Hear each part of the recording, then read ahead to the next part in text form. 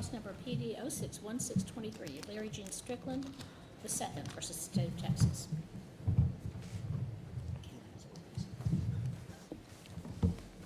Good morning, and may it please the court. I'm John Messinger, Assistant State Prosecuting Attorney on this case out of Hood County. Article 4208 says that a trial court has discretion to stack a new sentence on top of an old sentence. The statute doesn't say anything about the specificity that has to be in the judgment. It doesn't say that there's any fact-finding that needs to be done.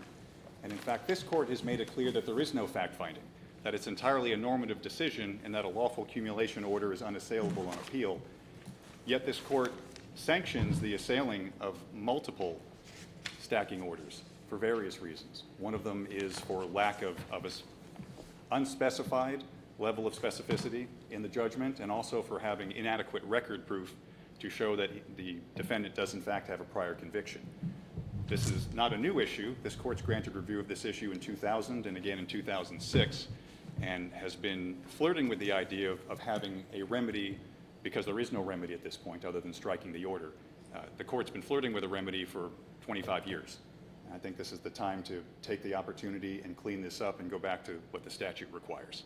Do we have to overrule any prior decisions of our case? I mean, do we have to overrule any prior decisions in order to agree with your position? Yes, many of them. Depending on how you interpret the statute, it's been written as a discretionary statute since 1919. It was non-discretionary going back to 1879. So either way, there's a lot of water under the bridge. The problem is if you want to call it a prophylaxis, what we've built onto the statute isn't dictated by the statute. And it's been at odds with how this court has been addressing similar issues and things like preservation and error classification more broadly since the mid-90s. So it's become unsustainable if it was a good idea at some point in the past. When you characterize what we have to overrule as many opinions, it kind of makes it hard to figure out what specific language in any specific opinion is in conflict with what the statute would otherwise require.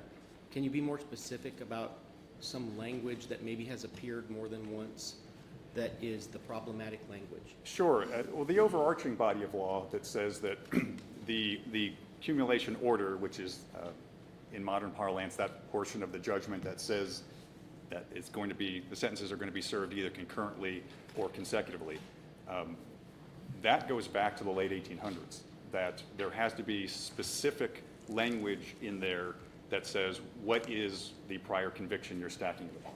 And there's a preferred list of 5 descriptors of what the prior judgment is. It's exactly what you think it would be: the county, the court, the offense, the cause number, the date, and that would be the preferred way of doing things. Hasn't the court described them as recommended, though, in the past? I mean, if they're only recommended, then...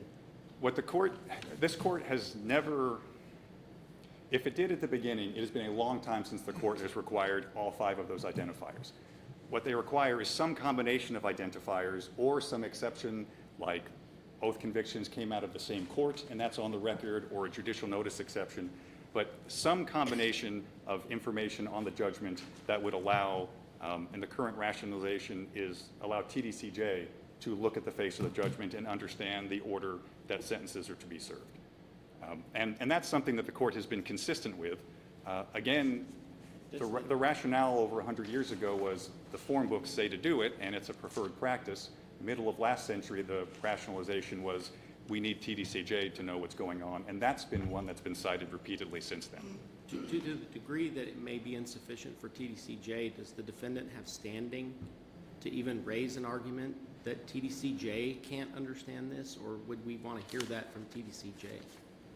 If you heard it from TDCJ, I don't know why you would take the complaint. So the short version is, I don't know what right a defendant has to have a judgment that can be easily read by a third party. And when it comes down to the propriety of the stacking itself, whether or not the stacking order violates 303A, this court has said that's an individual right. It's not an absolute systemic right. And that's why I would go back to just basically how we've been looking at preservation since at least Marin in '93. What is the right we're talking about, and why shouldn't you have to say something about it at trial? Certainly, I think the defendant should have knowledge of the order in which his convictions are going to be served. And we have an oral pronouncement rule which gives them the opportunity to object, and we have to have an oral pronouncement rule because if you walk out the door without the judge saying anything about your sentence not starting today, it starts today. And you can't go back and stack an already commenced sentence on an older sentence. So we have oral pronouncement, and the defendant has every opportunity to say something at a time when it would do use to the court. Right now, we have a windfall scenario. Under the current state of the law, you can listen to the judge make an announcement. You can know exactly what the judge is talking about. Surely the defendant knows he's currently in prison. The judge knows he's been benched back for the new trial. Everybody there knows he's serving at least one sentence. And if you think you don't hear the magic words from the judge, you can just keep your mouth shut and wait till appeal, and you can raise it on appeal. And at that point, the remedy isn't to send it back to the judge to make a more specific pronouncement or put more evidence in the judgment. You just strike the accumulation order. So all of the authority that the legislature has given the judge to stack, it goes out the window without an opportunity to fix it. What would happen in a situation where, say, a trial court was not strictly as clear about the sentence he was imposing? For example, let's say second-degree felony conviction, the judge says, I'm sentencing you to years in the Texas Department of Criminal Justice. And the judgment reflects that as well, but doesn't contain a number. What would our remedy be under that situation? I mean, if the oral pronouncement didn't have a term of years, you would have... Said years, I mean, said... So presumably some time, right. So if he pronounces that you will be in there for some amount of time, and there isn't an amount of time, it needs to be sent back because that's not a proper sentence. And you might even send it back for resentencing for an entire hearing. But at the very least, you would say, clearly you had a number in mind and maybe you forgot to say it. And that's what would happen. We would allow the judge the opportunity to fix it because it's clear you wanted jail time or prison time. And we just don't know. And this is what happens with restitution. I mean, what this court's body of law on restitution puts a very fine point on this. Findings of fact in the record, well, not findings, but supporting evidence in the record to support the restitution amount is required by statute. And this court has held that restitution is, in fact, a punishment issue, whereas accumulation is just a relationship between two sentences. So restitution is a punishment issue. Evidence is required by statute, and this court requires the defendant to object if they see a problem with how restitution is being ordered. And if they object and they're correct about the lack of proof to support it, the remedy is not to strike it. The remedy is to send it back to take more evidence. And that's what should be happening here. At the very least, a judge should be given the opportunity to clarify what he or she meant. Is accumulation order a part of the sentence, or is it something different? It's something different. If you run through 4201, there's the offense of conviction. I think there are 34 things just in 4201A that should be in the judgment. One of them is the sentence, the term of years. Another one is the order required by 4208 to establish the order that sentences are served. So it's not part of the sentence, but it is how these sentences are to be served, which overlaps with the definition of sentence in 4202, but clearly in the context of 4201, there's the term of years, and then there's how that term of years relates to a prior term of years. So your remedy ultimately would be to ship it back for clarification? Or are you suggesting a judgment no pro tunc? Well, one, I think this record is clear enough. And I think that when it's clear that the judge wants to stack and the judge is giving a cause number and a prior offense of conviction that I think appellant should be aware that he's currently serving, I think appellant should have objected if he wanted more specificity. If this court is not going to impose a preservation requirement like it does with restitution, and you don't think that the judge's reference is clear enough for somebody at TDCJ to figure it out, then the remedy would either be to send it back. I would say send it back for clarification. I mean, again, there are two separate errors that this court has been running. For the longest time, the problem was just the specificity of the order. And it's a hyper-technical requirement. That's kind of fallen by the wayside. And so what's happened in the last 40 years is the shift has been, well, there isn't enough record evidence. And for a while there, the court hung its hat on lack of authority. Well, if you don't prove that there's a prior sentence, the judge has no authority. But Barrow and Beatty make it clear that authority comes from the statute, not from some triggering fact. So then in Moore, the court shifted to, well, it's a sufficiency thing, and sufficiency doesn't need to be preserved. But in either event, if there isn't enough evidence in the record, you can send like restitution. Just say, okay, which prior conviction are you talking about? And if the problem is the order itself, well, the judge has made it clear it's this cause number, this offense. That judge presumably can get the information. He had something in mind. He can fill out the rest of the order, and then everybody knows what's going on. I mean, that's the problem. An appellant did not object to having any notice, and the argument still isn't, gosh, I don't know in what order my sentences are being served. The entire complaint is, there's a mechanism in appellate law where I can have my cumulation order struck because there's some information missing, not enough to meet some threshold. We don't need all the elements, but in this case, we don't think there's enough elements, so it's a windfall, and that's what they're going for here. So We talked about, or you talked about the failure to object. Does the trial court have discretion to do this without a request for stacking? yes, and that's what's interesting about this case. The judge has complete discretion to do whatever he or she wants to do, with or without a request. Most of the cases involve a request.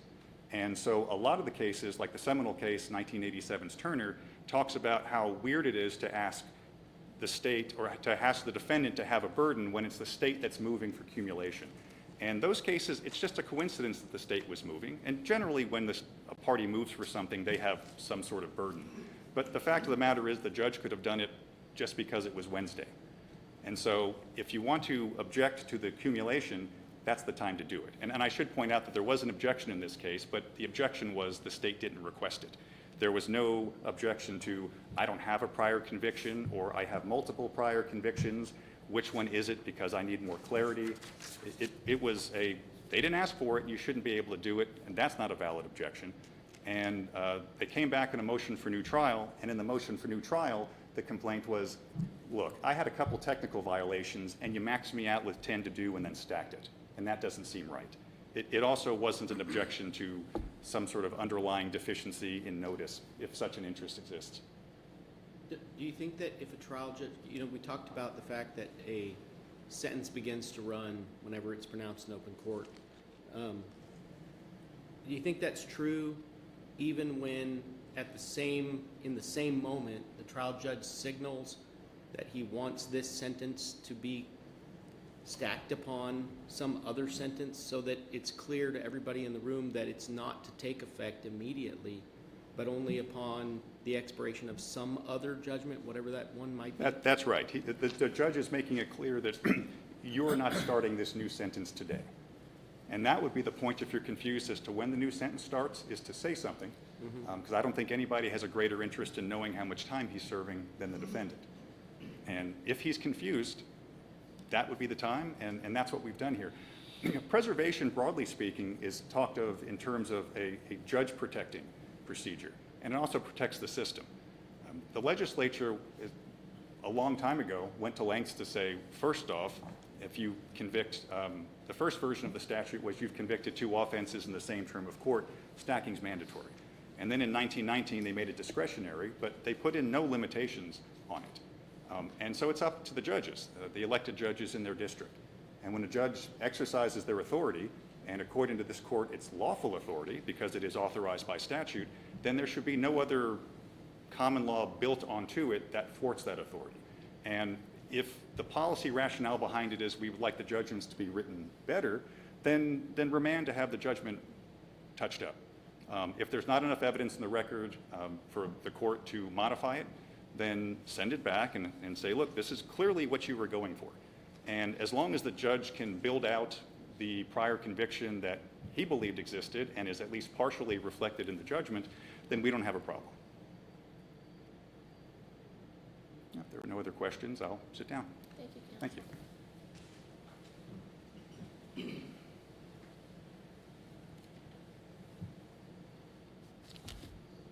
May it please the court, my name is Jeff Shearer, and I'm here with Mark Bennett today on behalf of Mr. Strickland.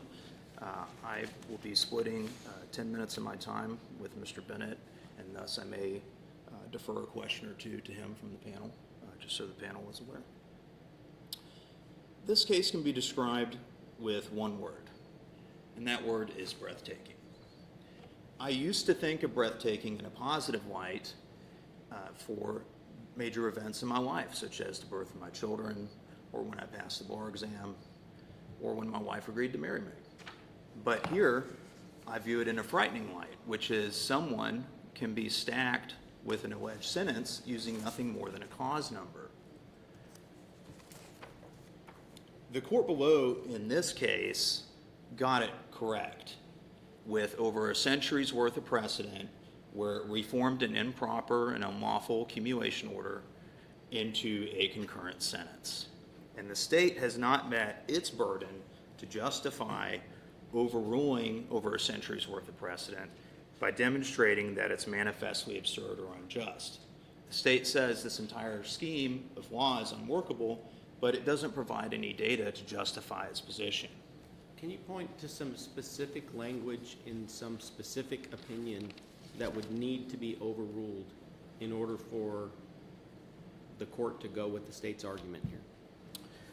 Because, I've looked through your briefs and, I'm trying to figure it out, so help me out there.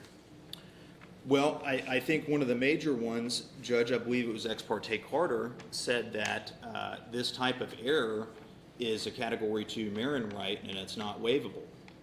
So I think that's probably one of the biggest. So what specific language, though? Because, language can mean one thing when it's paraphrased, and I'm curious about the quotes. I don't know. It could be that it supports your place, but I'm trying to figure out what specific language. Yes, sir. Well, if you're asking me for a quote, Judge, I might have to hunt through my brief. No, I mean, that's my, I'm searching through the brief, so I'm looking for some specific language that would suggest that, if a accumulation order is insufficient, the Court of Appeals is required to delete that from the judgment, and it cannot be sent back for clarification. That's what I'm looking for. And, maybe it's there. I'm having a difficult time finding it myself.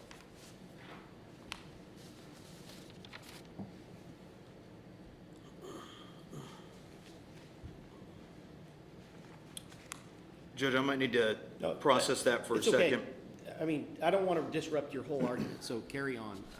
That's one question that I have in studying the briefs in the case. To pivot off your question, though, Judge, one of the main things that the state brought up is that the case law, they're arguing that the case law implies improper stacking orders are unassailable on appeal. Well, that's not true. The thing that's not assailable on appeal is when a case is properly stacked.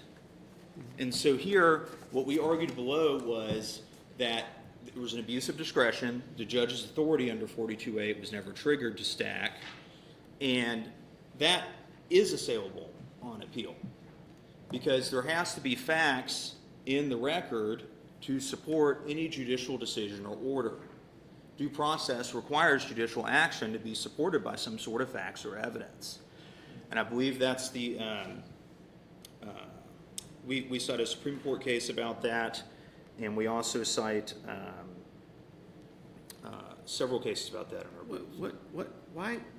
I'm also curious about this. So the defendant is standing, in my experience, being in courtrooms, when the defendant is sentenced, he's standing right in front of the bench. And so he's hearing the judge say, in this case, for example, I'm sentencing you to this, I'm stacking this sentence upon the sentence in this cause number. And by the way, if that's not enough information for you, it's the one where you were convicted of this other specific crime. And the defendant says nothing.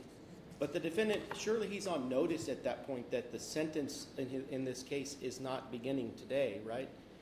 He's being told by the judge that it's only going to start whenever some other sentence is over.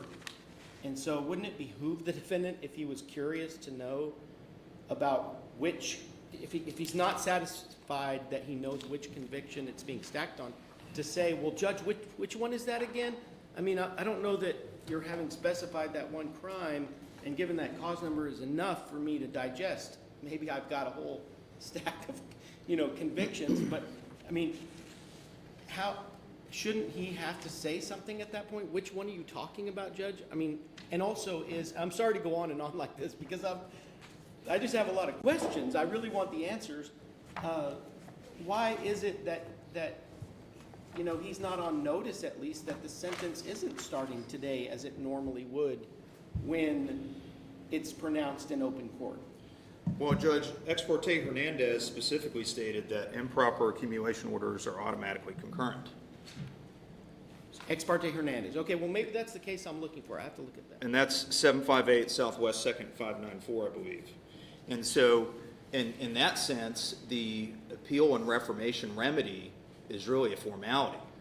And I believe it's page 54 of the court's record, even the judgment itself in this case contradicts itself. It says the sentence starts today, if the court was to look at the judgment itself. And then it also has the little section where it says the cause number that it's supposedly being stacked with. But also, what's interesting is it's difficult to create or to object to something when you don't have all the information. So the verbal pronouncement, as we know, typically controls in a criminal case. And so when the verbal pronouncement itself is improper and it's supposed to automatically be a concurrent sentence, at that point, there's not really much to object to. But also you require the full record to identify what evidentiary or factual issues you're going to appeal under, which in this case, it took some time to get the written judgment in the record. For example, I believe that the accused himself wasn't even thumbprinted on the judgment until 6 or 7 days later. And so the state seeks to analogize this scheme to a remedy associated with restitution, and that's not really proper either, because that statutory scheme imposes burdens, whereas this one does not. There's a burden on each party under the restitution scheme to present evidence, whereas there's no burden for the defendant to do anything. I would say imposing a burden would violate his right to remain silent. But we do impose burdens on defendants to object when they see an error happening. I mean, that's not foreign to the system. I mean, I grant you, you don't have a burden. No defendant has a burden to show that he's innocent of the crime or that he's not guilty or that, the state has all that burden. But there is a burden to object when something seems not right that's going on in front of the court that could cause detriment to the defendant. Let's say the admission of evidence or a sentence that's illegal, for example. I suppose you wouldn't have a burden there. That's no burden. But there are other situations in which the defendant would need to object, correct? There might be some, Judge, but I think in this case, because it's been tied to a Category 2 Marin right that requires an express waiver, that would require some deep constitutional revisiting of the case law. And that's Ex parte Hernandez, correct? That case is Ex parte Carter, Judge, but it's also tied to McJunkins. I don't have the reporter citation with me on that one. And there's also issues here of reversible error. A lot of times objections tied to reversible error, and the court has repeatedly said this is not reversible error. It's just error that's corrected on appeal by supplementing the accumulation order with other information in the record or striking it. And so, with that, the state seeks to supplement evidentiary shortfalls by utilizing software such as TAMES. That's one of the big arguments they make. And TAMES is a system that's subject to human error, tampering. We've seen what happens when governments are hacked and their software goes down or has problems. And we're also in the age of AI. AI is kind of scary. AI creates fake documents, it creates fake video, audio, photo, and we sanction lawyers for using AI to improperly write their briefs. And so I think that's a dangerous road to go down. I think all this precedent, it opens the door to remand for evidentiary things where the rules don't allow it, and I see I'm out of time. Thank you, guys.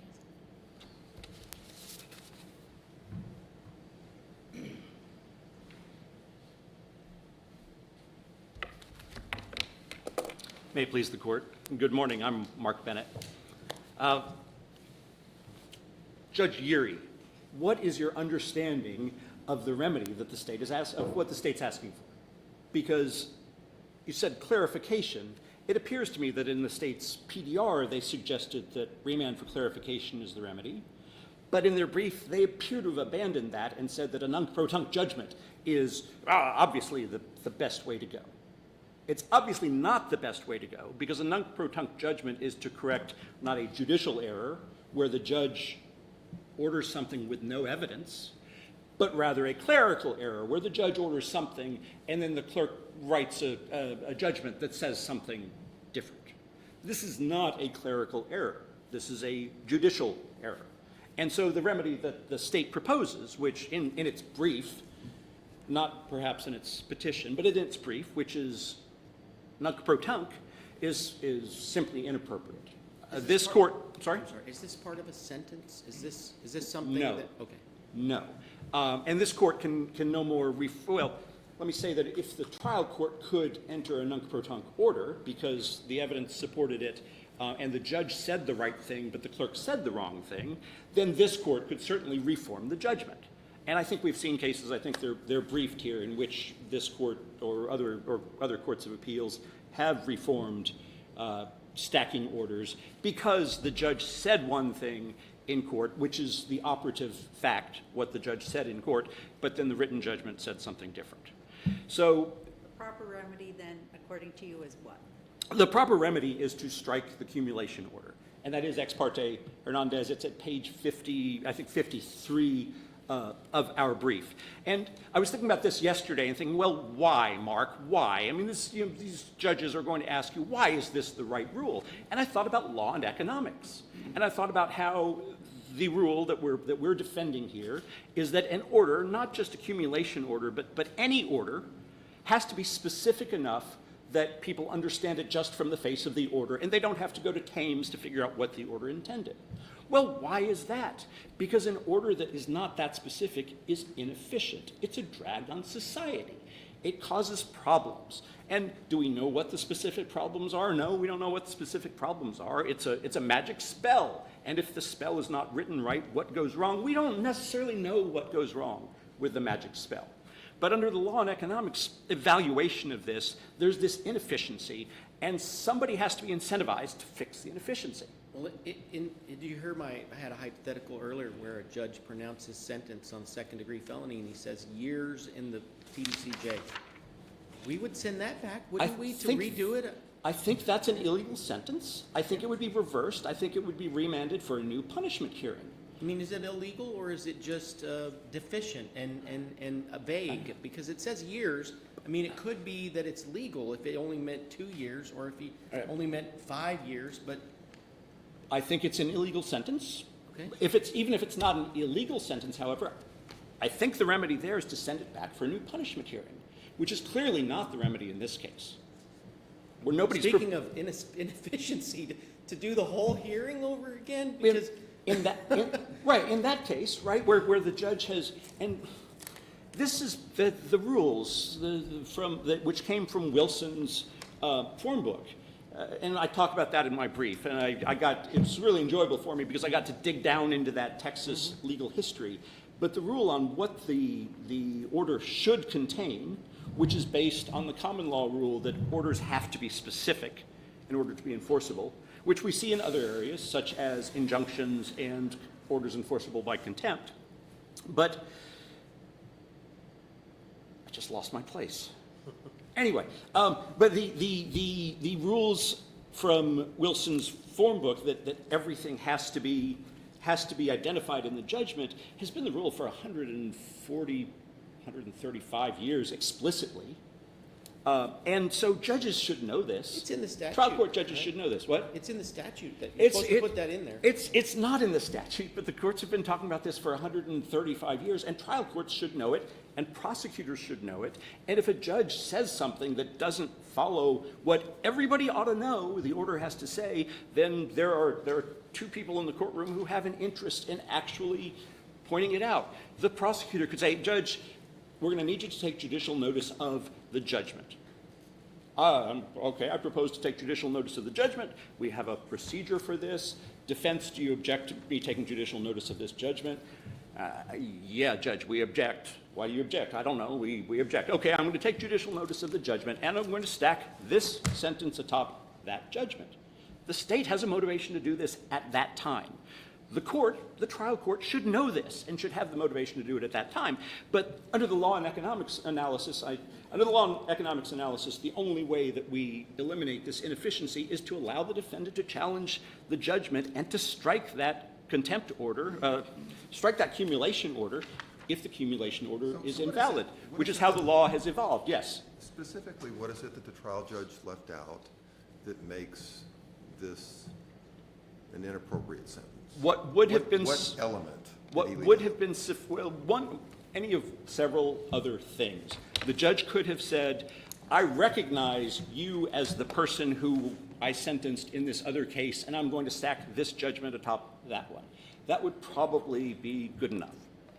If the judge had said the county of the other judgment, then that probably would have been good enough, because somebody then looking at the judgment could tell, okay, it's this case number in this county, and in most counties there are not separate, you're not going to have two case numbers from separate courts that are the same case number. Why does he have to say, I recognize you as a defendant I previously sentenced?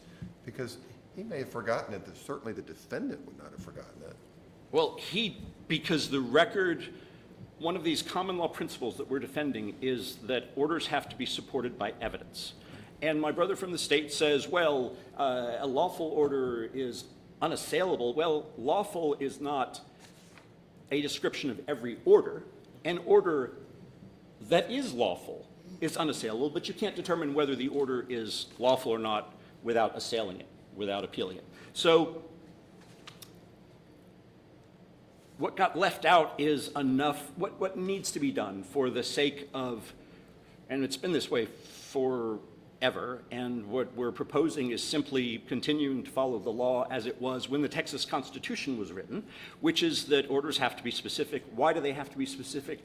Well, I mean, the defendant is the one who gets to appeal it. The defendant is given the remedy, but the underlying reason for that is that nonspecific orders are inefficient. So could we go back to Judge Richardson's question about what more needed to be in? The county would have done it, because then if you had the county and the cause number, that would have been enough. The judge taking judicial notice that this was the same defendant probably would have done it. I recognize that you were the person that I sentenced in cause number XYZ, and I'm stacking this atop that. Did he not say something like, and I can't quote it, but the one in which you were convicted of this kind of crime? Yes. He said child pornography. Okay. So yes, and it's not enough. If you can look at it and you can say, well, it is not unimaginable that there are two of these sets of facts that are declared in the order and in the judgment that are different people, then it's not sufficient. But he gave a cause number too. Right, so yes, and these cause numbers are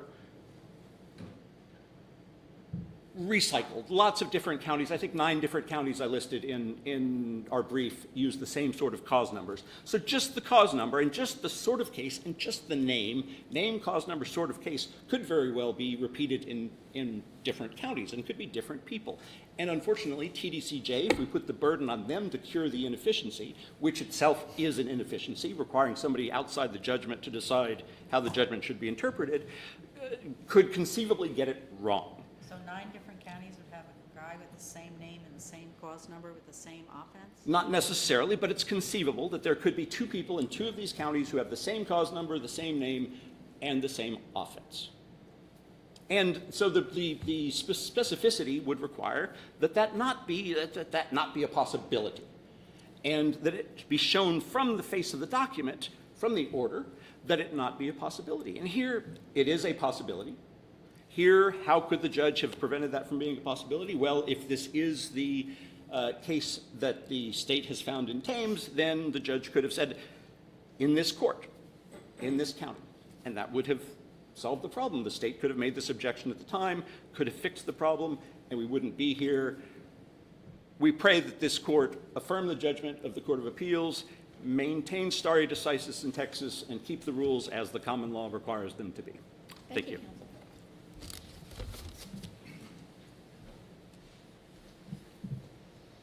May it please the court.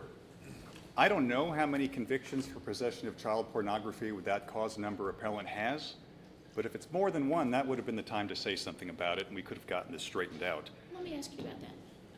Let's assume there were a couple of convictions. One had a shorter sentence, one had a longer sentence. You may have addressed this, I don't remember. And in the trial court, the defendant thinks, oh, he's stacking it on the shorter sentence, but the judge really means to stack it on the longer sentence. How does he get relief?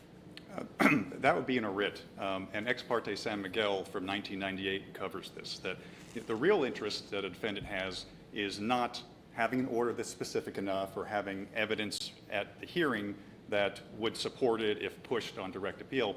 It's not being incarcerated longer than you're supposed to be. So your problem doesn't come about until you think you've finished a sentence and you're supposed to be released, and you haven't been released. Okay, then what does he do? And then what San Miguel says is you file the writ and you say, hey, I have this order, and this order is wrong, it was improperly filed, I should be released because I'm not properly stacked here. And the burden's on him, partially because of the procedural setup of a writ, to make the record clear that that's not what was supposed to happen. This sentence was supposed to have been served concurrently. In that case, it was, he'd think that the order was void entirely.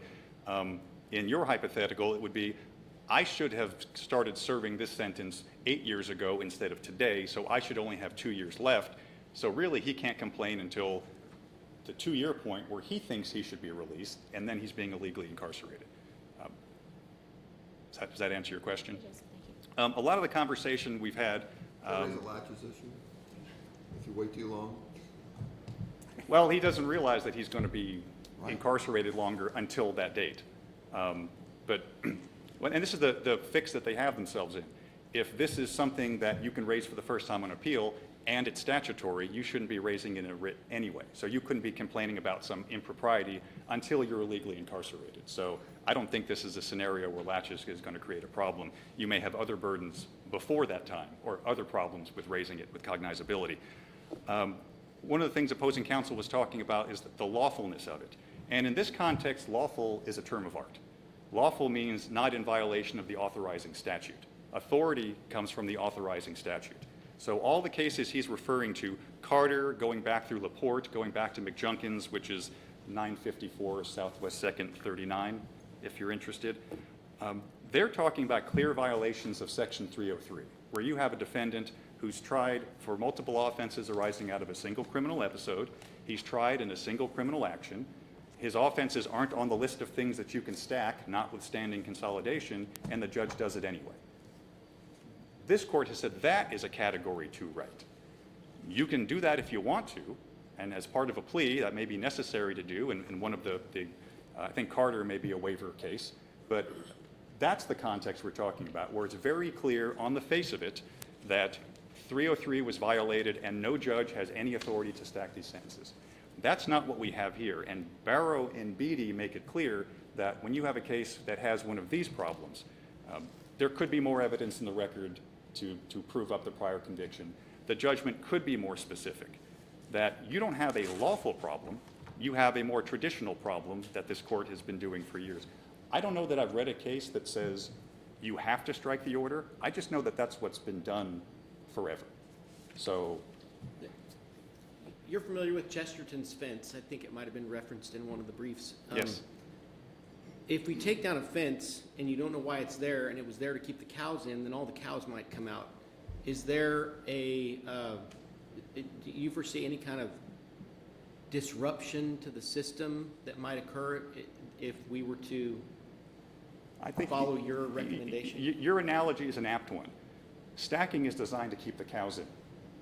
In this case, it's designed to keep multiple felons, in this case, in. And there's a stacking order.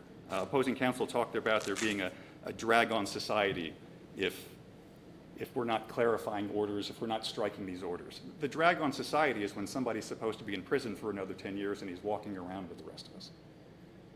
And that's the burden. Let me ask you a question. Mr. Bennett said he asked himself last night, I think, why should we strike this improper accumulation order? So I asked myself the same thing.